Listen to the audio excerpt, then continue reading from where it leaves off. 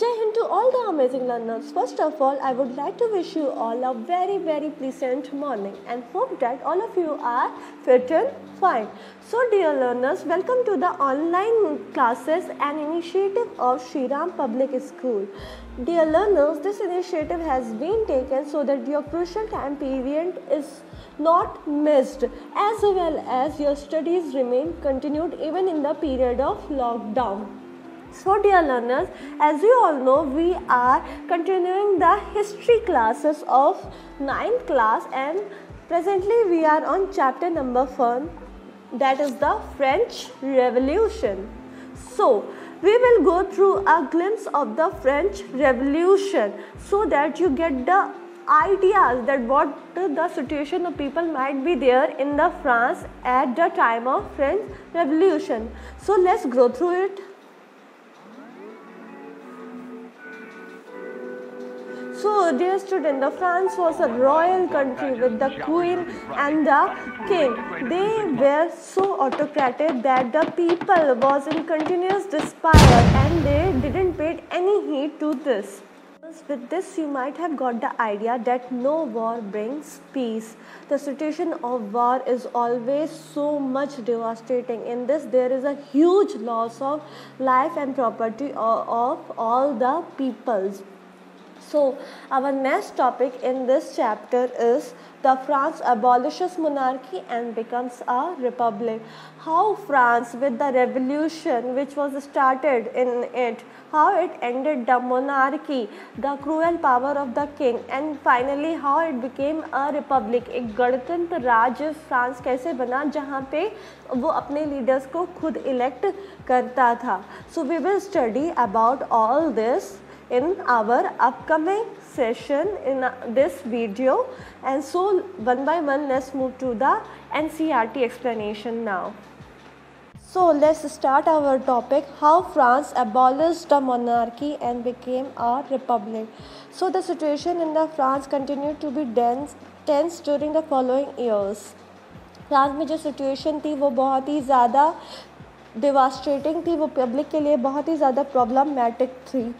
Louis 16 जो है वो, हालांकि हमने लास्ट लेक्चर में डिस्कस किया था कि कैसे उसने 1791 में कॉन्स्टिट्यूशन साइन कर लिया था और उसके पावर्स लिमिट हो गए थे.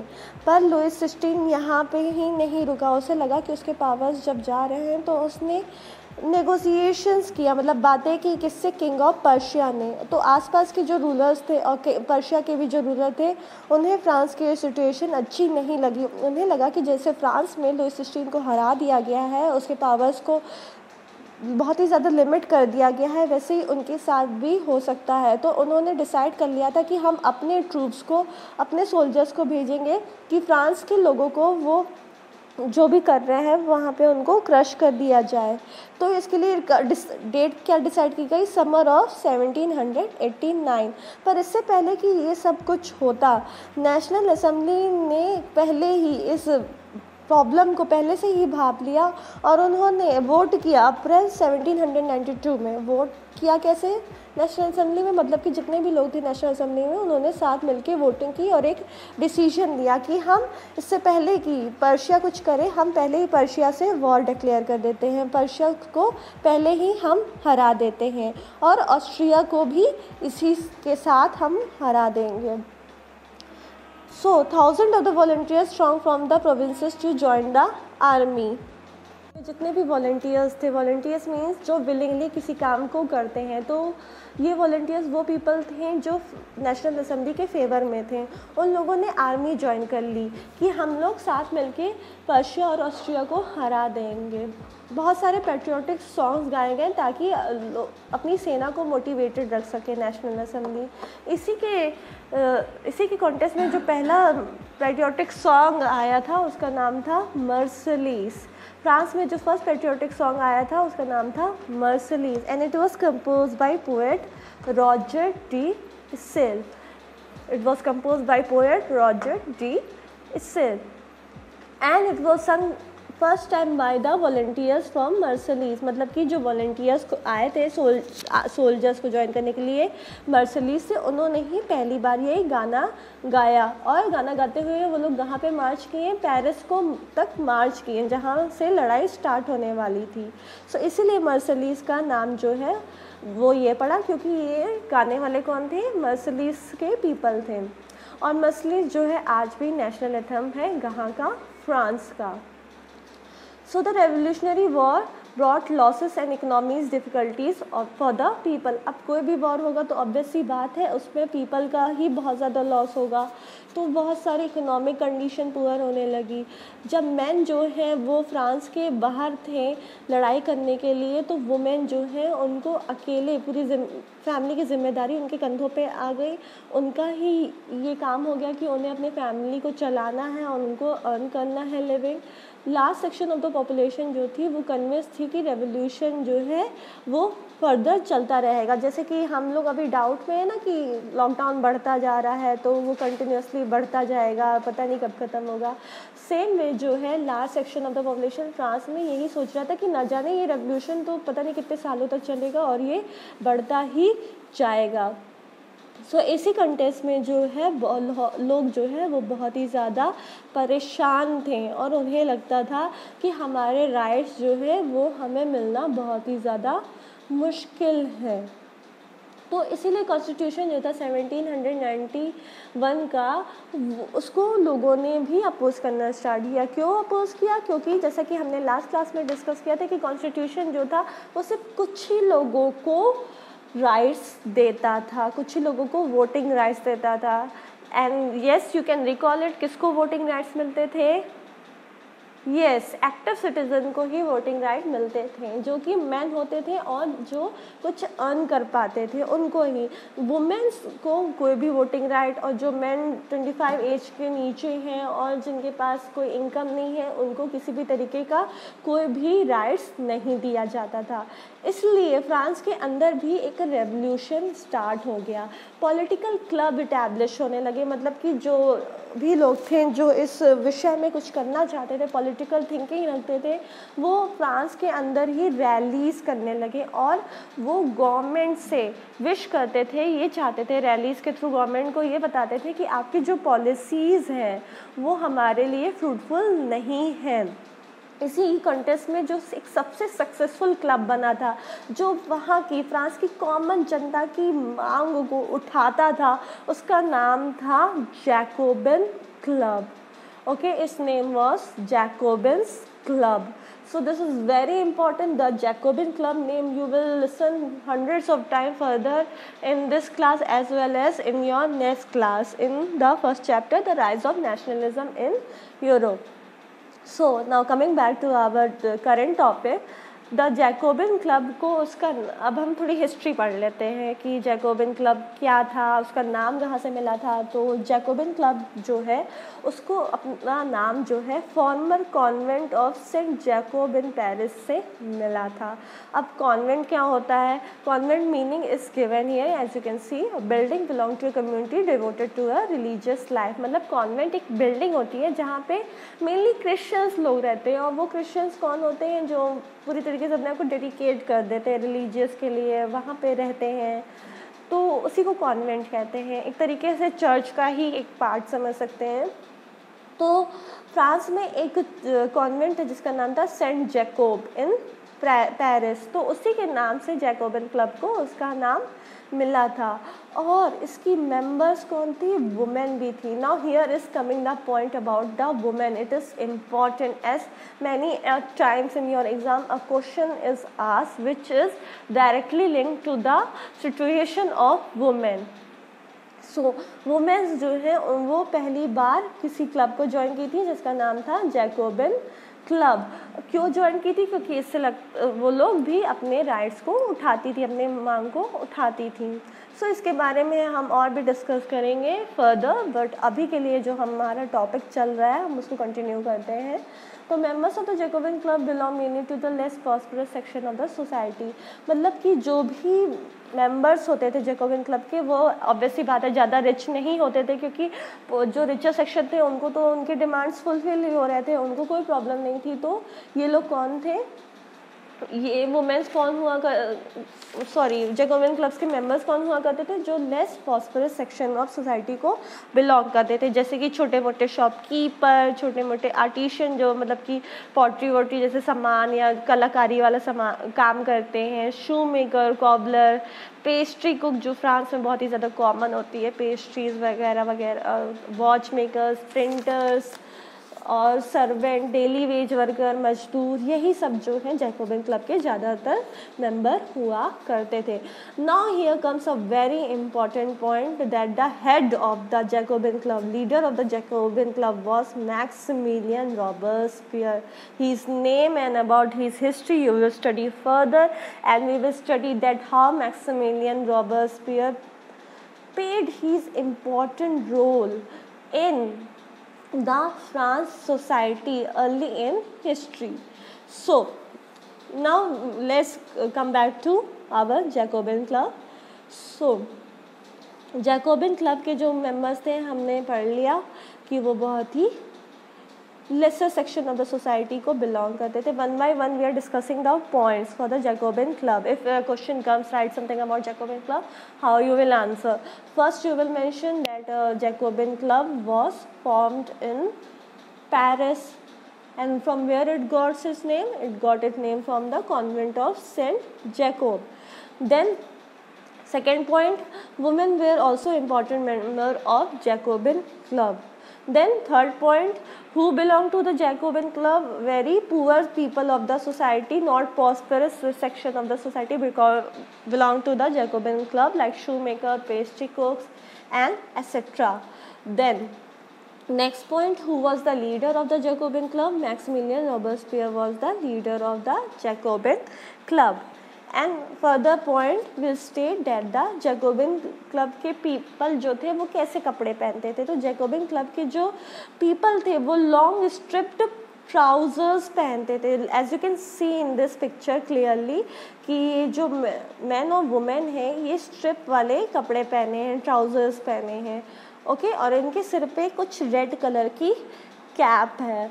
सो ये अपने आप को एक रेवोल्यूशनरी ही समझते थे और वो लोग ये स्ट्रिप वाली पैंट इसलिए पहनते थे कि वो दिखाना चाहते थे कि जो डॉक वर्कर्स होते हैं, जो मतलब कि शिप पे साफ़ सफाई का काम करते हैं, शिप के हार्बर पे आसपास छोटा मोटा बहुत ही ज़्यादा छोटा मोटा काम करते हैं, वो लोग इस तरीके का ट्राउज़र पहना करते थे। तो जैकोबिन क्लब के लोग भी इसी तरीके का ट्राउज़र पहनते थे क्योंकि वो सोचते थे कि हम जो है हम जैसे हैं हम अपने आप को वैसे ही दिखाएंगे, हमें कोई दिखावा करने की ज़रूरत नहीं है, हमें रिचर बनने की ज़रूरत नहीं है। हम जो एकदम लो कैटेगरी के कपड़े होते हैं जिसको सबसे ज़्यादा लो कैटेगरी का फ्रांस में माना जाता है वैसे ही कपड़े पहनेंगे। सो वो लोग जो है किसी भी तरीके के फैशनेबल कपड़े नहीं पहना करते थे बल्कि इसी टाइप के कपड़े पहना करते थे। और उन्होंने किस चीज़ को कॉन्ट्रडिक्ट किया, उन्होंने कहा कि हम कभी भी नी ब्रीचर्स नहीं पहनेंगे। अब नी ब्रीचर्स क्या होता है? Knee breeches is a kind of long shoes जो कि आपने नॉर्मली पुरानी मूवीज़ वगैरह में देखा होगा, जो घुटने तक होता है और पीक्ड शू होता है, तो mostly a type of boot. So उसे ही नी ब्रीचर्स बोला जाता है। और नी ब्रीचर पहनने वाले फ्रांस के किंग होते थे और नोबल पर्सन्स होते थे जो एक्सट्रीमली रिच होते थे, वही लोग नी ब्रीचर्स पहनते थे। तो जैकोबिन क्लब के मेंबर्स ने कहा कि हम कभी भी इस टाइप के नी ब्रीचर्स नहीं पहनेंगे। जब वो नी ब्रीचर्स नहीं पहनते थे तो नी ब्रीचर्स तो नाम नोबल्स को दे दिया और ख़ुद को उन्होंने क्या नाम दिया? उन्होंने नाम दिया सैंस क्लोच, मतलब कि the people those who are without the knee breeches, मतलब कि वो लोग जो नी ब्रीचेस नहीं पहनते हैं। So this is the next point that the Jacobin club members used to be sans culotte. They didn't wear any kind of knee breeches as well as they wore a strip trouser. Okay, मतलब कि strip वाला trouser पहनते थे और कभी भी नी breaches नहीं पहनते थे, और इसलिए उन्होंने अपना नाम सेंस कुलोट रखा। So dear students, dear learners, as you can see कि हम ईच पॉइंट डिस्कस करते जा रहे हैं, उसके साथ ही उन पॉइंट्स को रिवाइज भी कर रहे हैं। I am repeating the point so that the points are engraved on your mind, आपके दिमाग पे ये हमेशा के लिए आ जाए और आप इसे कभी ना भूलें। So as you learners can see how much effort I am putting in the video, same way you all also have to put your effort. You all have to remember that what is taught in the lecture, and you need to watch the complete lecture so that your point is, any of the point is not skipped. So I hope that you all will be happily watching the videos and gaining more and more knowledge. So now continue, let's continue. So women however were not allowed to do so. Men wore red cap which symbolized liberty. जो men हुआ करते थे वो red cap पहनते थे जो liberty symbolize करता था, और women जो है वो कैप नहीं पहनती थी। As you can see in the picture कि मैन जो है उसने कैप पहना हुआ है, पर वुमेन ने कैप नहीं पहना है, उसने ऐसे ही कपड़े का लेके ऐसे बांध लिया है। सो वुमेन जो है वो लिबर्टी वाले कैप्स नहीं पहनती थी, वो मैन ही पहनते थे। सो इसी कंटेस्ट में एक पेंटिंग भी है जिसको एक लेडी पेंटर ने बनाया था उस समय फ्रांस में, जिसका नाम था नैनी वेलियन, जो कि एक लिबर्टी के सिंबल को ही सिंबलाइज करती है। तो इस टाइप की पेंटिंग्स बहुत ही ज़्यादा रेयर होती थी, मतलब कम होती थी, किस टाइप की, जो एक वुमेन द्वारा बनाई जाती थी, क्योंकि वुमेन्स को वो राइट और वो फ्रीडम नहीं मिलता था फ्रांस में। बट जब रेवोल्यूशन स्टार्ट हुआ तो थोड़ी बहुत जो वुमेन्स के एफर्ट्स थे वो सामने आए, और इस पेंटिंग में जो वो वुमेन है वो दिखाना चाहती है एक लिबर्टी को, उस जैसे लिबर्टी फीलिंग होती है, वो एब्स्ट्रैक्ट नाउन है, वो दिखता नहीं है, बट यहाँ पे जो फ्रांस के लोग होते थे वो हर चीज़ को एक सिंबल देने की कोशिश करते थे। कैसे सिंबल देने की कोशिश करते थे, जैसे कि एक कोई भी सिंबल है उसको वो लोग एक फिगर के तौर पे बना देते थे। फॉर एग्ज़ाम्पल जैसे कि जो कॉन्टेस्ट होता है पेट्रियाटिज़म का, हमने जब इंडियंस को पेट्रियाटिज़म दिखाना रहता है तो मोस्ट प्रोबेबली हम लोग क्या करते हैं, भारत माता की पूजा करते हैं, भारत माता के जयकारे लगाते हैं। तो ये भारत माता कहाँ से आई? एक्चुअल में तो कोई थी ही नहीं, ये तो हमारे एक इमेजिनेशन है, हमारा एक प्रोसेस है कि जिसके थ्रू अपनी फीलिंग को एक शेप दे दिए हैं। तो ये चलन स्टार्ट कहाँ हुआ था? ये फ्रांस से ही स्टार्ट हुआ था। इसीलिए हम इस चैप्टर को पढ़ रहे हैं क्योंकि इसमें बहुत सारे ऐसे पॉइंट्स हैं जो हमें हेल्प करती है, जो आज भी हमारे करंट कंट्रीज़ में प्रिवेल कर रही है, जो हिस्ट्री से निकल के आई है पर उसका इम्पैक्ट आज के हमारे प्रेजेंट पे पड़ा है और फ्यूचर पे भी पड़ सकता है। This is only the importance of studying history, as well as you will know about the condition which was being faced by your ancestors in the different parts of the world. So this is the two important point that why we study history. सो इसी तरीके से कानून भी जो एक होता है, law होता है, वो भी एक फीलिंग होता है ना, कि मतलब लॉ हमें क्या देख थोड़ी ना, लॉ को एक सामने पर्सन थोड़ी ना है, बट लॉ को हम एक सिंबल दे देते हैं, जैसे कि वो एक वुमेन है जो ब्लाइंड फोल्डेड है और हाथ में तराजू लिए हुए हैं। ये सारा चलन जो है फ्रांस से स्टार्ट हुआ था। इसी कंटेस्ट में जो वुमेन आर्टिस्ट थी उसने एक लिबर्टी, फ्रीडम का पहली बार एक पेंटिंग बनाई थी, जिसमें उसने दिखाया कि एक वुमेन जो है वो वही रेड कैप जो है हाथ में पकड़ी हुई है और दूसरे हाथ में उसके कुछ पेपर्स जिसमें क्या लिखा हुआ, राइट्स के बारे में लिखा हुआ है, जो फ्रांस की हर एक जनता को मिलने चाहिए without the discrimination on the basis of caste, colour, creed और जेंडर। सो इस बेसिस पे जो है वुमेन का एक सिंबल बनाया गया है।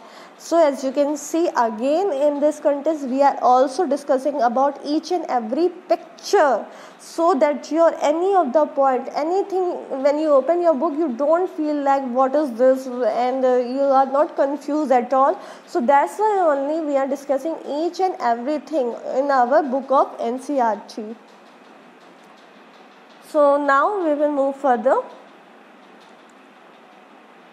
So women were not allowed to wear this kind of liberty caps. However, in the summer of 1792, the Jacobins planned an insurrection. Insurrection means revolt. Insurrection means revolt. मतलब कि थोड़ा छोटा मोटा एक लड़ाई छेड़ देना, लोग जो बागी बन जाते हैं, जो रिबेल करते हैं अपने किंग या गवर्नमेंट के अगेंस्ट, तो एक तरीके का रिवॉल्ट करते हैं। तो जैकोबिन क्लब के मेंबर्स ने एक इंसरेक्शन प्लान किया और जिसमें बहुत ही लार्ज नंबर ऑफ पेरिसियंस इन्वॉल्व थे, पेरिस में रहने वाले लोग इन्वॉल्व थे। और वो लोग क्यों इंसरेक्शन किए थे, क्यों रिवॉल्ट किए थे? क्योंकि वो बहुत ही ज़्यादा गुस्सा थे। किस बात से? शॉर्ट सप्लाईज की बात से वो बहुत ही ज़्यादा गुस्सा। नेशनल असेंबली बनने के बाद भी जो है जो फ्रांस में खाने पीने की शॉर्ट सप्लाई थी और कंटिन्यूस फूड के प्राइस राइज हो रहे थे, ये सब बात में कोई भी फ़र्क नहीं पड़ा था। ये सारी जो है वर्स्ट सिचुएशन फ्रांस में अभी भी बनी हुई थी। तो इसी के अगेंस्ट जो है जैकोबियंस ने एक रिवॉल्ट छेड़ दिया था। सो क्या क्या हुआ, we will study in this revolt. In the morning of the August 10 means in the morning of August 10 year 1792, the people, the Jacobin members stormed in the palace of Tuileries. जो Jacobin club के लोग थे वो घुस गए। कहाँ पे घुस गए? पैलेस ऑफ ट्यूलीज में, जहाँ पे किंग रहते थे। सो ऑब्वियसली बात है, राजा के पास बहुत सारे ही पैलेस होंगे, महल होंगे, तो उसमें से एक पैलेस ऑफ ट्यूलीज था जहाँ पे उस वक्त राजा रह रहा था, लुइस 16 रह रहा था। वहाँ पे तो पहले लोगों ने क्या किया, किंग के गार्ड को मैसेक्योर्ड कर दिया, मतलब कि मार डाला। और उसके बाद उन्होंने किंग को पकड़ लिया, उसको हॉस्टेज बना के रख लिया घंटों तक। हॉस्टेज मीन्स बंदी बना के रख लिया। और उसके बाद उसे कहाँ ले गए? असेंबली में ले गए, जहाँ असेंबली में वहाँ पे फिर से वोटिंग हुआ और असेंबली में ये वोट किया गया कि रॉयल फैमिली को जो है, जितने भी लोग हैं रॉयल फैमिली के, उन सभी लोगों को पकड़ के जेल में बंद कर दिया जाए। सो सब लोगों ने इस बात को एग्री किया कि हाँ, हम जो है किंग विंग की अब कोई बात नहीं मानेंगे, जो भी किंग है हम उसको इम्प्रिजन कर देंगे। सब ने इसके फेवर में ही वोट किया और उसके बाद से ये डिसाइड कर लिया गया कि अब जितने भी मैन हैं 21 ईयर्स और उसके अबव पे, regardless of the wealth, got the right to vote. मतलब कि अब फ्रांस में हर मैन को जो है वो वोटिंग राइट दे दी गई, चाहे वो कमाता हो या ना कमाता हो। बस एक ही कंडीशन थी कि उसकी एज 21 ईयर्स से अबव होनी चाहिए। So newly elected assembly was called a convention, क्योंकि लोगों ने फ्रांस के जो किंग थे उसको पकड़ लिया, उनको प्रिजन में बंद कर दिया और जितने भी जो richer section of the society थे, रॉयल फैमिली को बिलोंग करते थे, फैमिली वाले थे, उन सबको पकड़ के जेल में डाल दिया गया। और जो पुरानी असेंबली जो चल रही थी किंग के साथ मिलके, उसे डिसबैन कर दिया गया, उसे मतलब कि सत्ता से हटा दिया गया। और अब जो है जैकोबिन क्लब के लोगों ने अपनी न्यू असेंबली डिक्लेयर की as the government of France, and its name was Convention. This is important, try to remember it. The new assembly which was set up by Jacobin people in the year 1792 was Convention.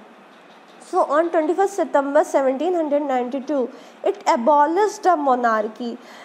21 सितंबर 1792 में monarchy को पूरी तरीके से abolish कर दिया गया, मतलब king के किसी भी तरीके के पावर को ख़त्म कर दिया गया। जैसा कि हमने लास्ट क्लास में डिस्कस किया था, किंग का पावर बना हुआ था और उसके अलावा जो है एक कम्युनिटी फ्रांस में काम कर रही थी, जो कि एक कमेटी हुआ करती थी 5 मेंबर्स की। तो कितने लोग फ्रांस पे रूल करते थे? 5 मेंबर्स की कमेटी प्लस किंग, जिसमें कि किंग के पावर को बहुत ही लिमिट रखा गया था, पर फिर भी किंग का थोड़ा बहुत रोल था। अब जैकोबिन क्लब्स के लोगों ने इन सारे पावर्स को ख़त्म कर दिया और उन्होंने अपना न्यू असेंबली सेटअप की फ्रांस में, जिसका नाम था कन्वेंशन। और इन्होंने क्या कहा? इन्होंने कहा कि ये जो किंग है इसको हम पूरी तरीके से ख़त्म कर देंगे, हमें बिल्कुल भी मोनार्की का कोई भी पार्ट नहीं चाहिए। और आज के बाद से फ्रांस जो है वो एक रिपब्लिक होगा।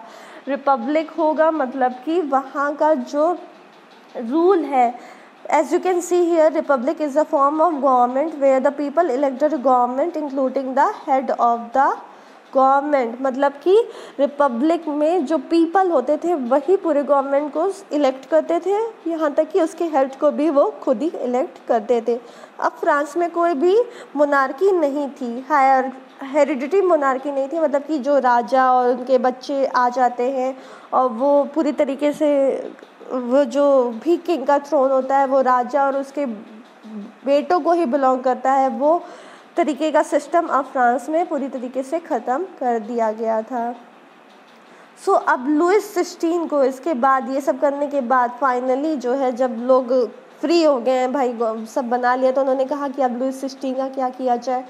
तो लुइस 16 को सेंटेंस किया गया टू डेथ, मतलब उसे मौत की सज़ा सुना दी गई by a court working in the France on the charge of treason. Treason means कि अपने कंट्री को दगा देना, देशद्रोह करना। तो हमने पढ़ा ना कि जो लुइस 16 था वो पर्शिया के किंग के साथ मिलके वो एक न्यू रिवॉल्ट छेड़ने का सोच रहा था कि फ्रांस के लोगों को हमें क्रश करना और कैसे हमें अपने किंगशिप को फिर से इस्टेब्लिश करना है। तो उसे इसी बात के चलते, इसी रीज़न के तहत देशद्रोह का रीज़न लगा के ट्रेटर का नाम दे के उसे मौत की सज़ा सुना दी गई। So finally on 21st January year 1793 he was executed publicly, लोगों के सामने जो है उसे मार दिया गया at the Palace de la Concorde, at the Palace de la Concorde, and the Queen Marie Antoinette met with the same fate shortly after। मतलब कि किंग को पहले मार दिया गया, उसके बाद जो क्वीन भी थी उसके साथ भी सेम कंडीशन को रिपीट किया गया, मतलब उसे भी मार दिया गया। So this was all about the introduction of the topic France abolish monarchy and becomes a republic. कैसे फ्रांस ने अपने कंट्री में जो थोड़ा भी अंश बचा था किंगशिप का, मोनार्की का, किंग का, उसको ख़त्म कर दिया और कैसे अपनी गवर्नमेंट रिपब्लिक को इस्टेब्लिश कर लिया। अब इसी के कंटेक्स्ट में हम पढ़ेंगे कि जब फ्रांस में कन्वेंशन इस्टेब्लिश हो गया, न्यू असेंबली इस्टेब्लिश हो गई, जैकोबिन क्लब ने गवर्नमेंट अपनी बना ली फ्रांस में, तो उसके बाद जो जैकोबिन क्लब का लीडर आया उसके राज में फ्रांस में क्या कंडीशन थी। जैकोबिन क्लब का लीडर कौन था? You can recall it, we have discuss it right now only. His name was Maximilien Robespierre. Yes, जब मैक्सिमिलियन रॉबर्सपियर फ्रांस का लीडर बन गया तो उसके रूल में क्या फ्रांस में कंडीशन थी? We will study about this in our next lecture that is to be scheduled tomorrow, and the topic name is the reign of terror. So with this we are going to end our today's lecture. For watching the video, and I hope that you all are clear with the topics which is taught till now in all the lectures. And if you like the video, then please do like the video, subscribe the channel, and comment down below that how much you like the video. And if you have any doubt, then also you can comment and ask it, and I assure you that you will get reply as soon as possible. Till then, keep watching the videos so that your history portions are covered up of class 9 CBSE from NCERT. Till then, stay safe, stay at home, and have a good day. Thank you.